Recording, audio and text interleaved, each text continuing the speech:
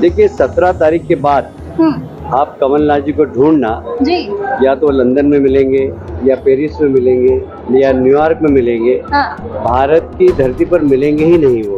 और भारतीय जनता पार्टी की रैली में जो उत्साह था उससे साफ लगता है कि सरकार हमारी बन रही है। और सिर्फ कैलाश विजयवर्गीय सहित तमाम बीजेपी प्रत्याशियों ने नामांकन दाखिल किया।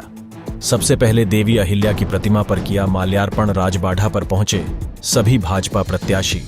कैलाश विजयवर्गीय ने किया भाजपा की जीत का दावा। भाजपा प्रदेश में 160 सीटों पर जीत दर्ज करेगी। कैलाश विजयवर्गीय रैली के रूप में कलेक्टर कार्यालय तक पहुंचे भाजपा के प्रत्याशी। इंदौर की विधानसभा 1 से भाजपा प्रत्याशी कैलाश विजयवर्गीय नामांकन दाखिल करने से पहले राजबाढ़ा पहुंचे। यहां उन्होंने देवी अहिल्या की प्रतिमा पर माल्यार्पण किया और उन्हें नमन करते हुए जीत का आशीर्वाद लिया। इस मौके पर विधायक आकाश विजयवर्गीय, प्रत्याशी रमेश मेंदोला, प्रत्याशी महेंद्र हाडिया, गोलू शुक्ला, मधु वर्मा, मालिनी गौदा और महापौर पुष्यमित्र भार्गव सहित कई नेता और कार्यकर्ता मौजूद रहे। राजबाढ़ा से कैलाश विजयवर्गीय और अन्य प्रत्याशी रैली के रूप में कलेक्टर कार्यालय पर पहुंचे और यहां अपना नामांकन दाखिल किया। इसके बाद कैलाश विजयवर्गीय ने मीडिया से चर्चा करते हुए प्रदेश में भाजपा की सरकार बनने का भी दावा किया है। उन्होंने कहा कि भाजपा इस बार ऐतिहासिक बहुमत से जीतेगी और अपनी सरकार बनाएगी। इस दौरान उन्होंने पूर्व मुख्यमंत्री कमलनाथ और कांग्रेस पर भी जमकर हमला बोला।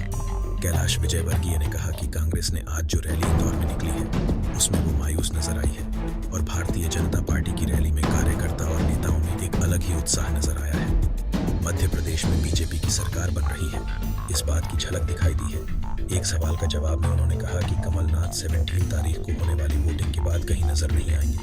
17 तारीख के बाद कमलनाथ लंदन, पेरिस या न्यूयॉर्क में नजर आएंगे। फिलहाल आज सभी प्रत्याशियों ने अपना अपना नामांकन दाखिल कर दिया है। अब वे अपने विधानसभा क्षेत्र में जनता के साथ संपर्क बढ़ा देंगे क्योंकि मतदान के लिए अब महज 3 दिन ही बचे हुए हैं। कांग्रेस की और भारतीय जनता पार्टी की आज आप भारतीय जनता पार्टी और कांग्रेस की रैली को देख लीजिए, वही परिणाम में बदलेगी मध्य प्रदेश के अंदर। जो कांग्रेस की रैली में जिस प्रकार की एक तरीके से मायूसी थी, उसे समझ सकते हैं कि परिणाम क्या होंगे।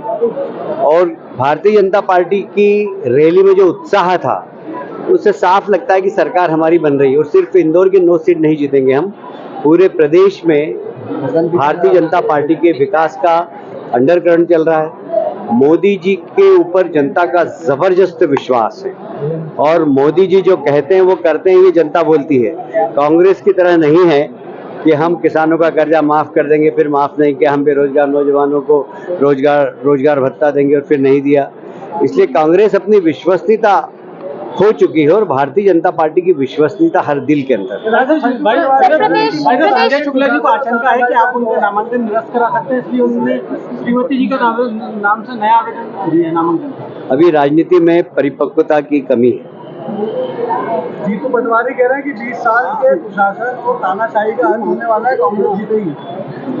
नहीं, वो सपना देखते रहे, 3 तारीख को सपना उनका टूट जाएगा। सर, कांग्रेस और कमलनाथ दावा कर रही है इस बार पूरी जोर से जो सरकार बनने वाली है कांग्रेस की, क्या कहेंगे? बीजेपी हारेगी क्या इस बार? देखिए 17 तारीख के बाद आप कमलनाथ जी को ढूंढना जी।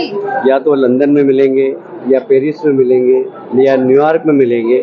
भारत की धरती पर मिलेंगे ही नहीं वो। राजनाथ जी कहते हैं पूरे प्रदेश का जिम्मा आपके ऊपर है, किस तरीके से? नहीं, प्रदेश का तो नहीं, मैं कार्यकर्ता की हैसियत से सारे प्रदेश में घूम रहा हूँ और मैं ही नहीं घूम रहा हूँ, शिवराज जी भी घूम रहे हैं, नरेंद्र सिंह जी भी घूम रहे हैं, हम सब लोग घूम रहे हैं। और हमारी जवाबदारी भी है क्योंकि राष्ट्रीय महामंत्री हूँ, मैं पूरे देश में घूमता हूँ, तो मध्य प्रदेश में क्यों नहीं घूमूंगा। शिकायत की गई साड़ी बांटने को लेकर, सब बचपना है, इसका कोई जवाब नहीं। कैलाश जी बोल रहे हैं मैं इंदौर में नहीं मिलूंगा, मैं बाहर मिलूंगा, तो ऐसे नेता को हम क्यों जिताएं? मैंने तो कभी बोला नहीं, अब कांग्रेस बोल रही हो तो उनसे पूछिए। मैंने तो कांग्रेस जो है निर्वाचन आयोग पर मैं तो बंगाल में रहता था, तब भी सैटरडे संडे इंदौर में रहता था और पूरे शहर की जानकारी लेता था। तो निर्वाचन आयोग पर भी कांग्रेस ने सवाल उठाए कि निर्वाचन आयोग कहीं न कहीं प्रो बीजेपी चल रहा है। इसका मतलब है कि उन्होंने हार मान ली है। भारतीय जनता पार्टी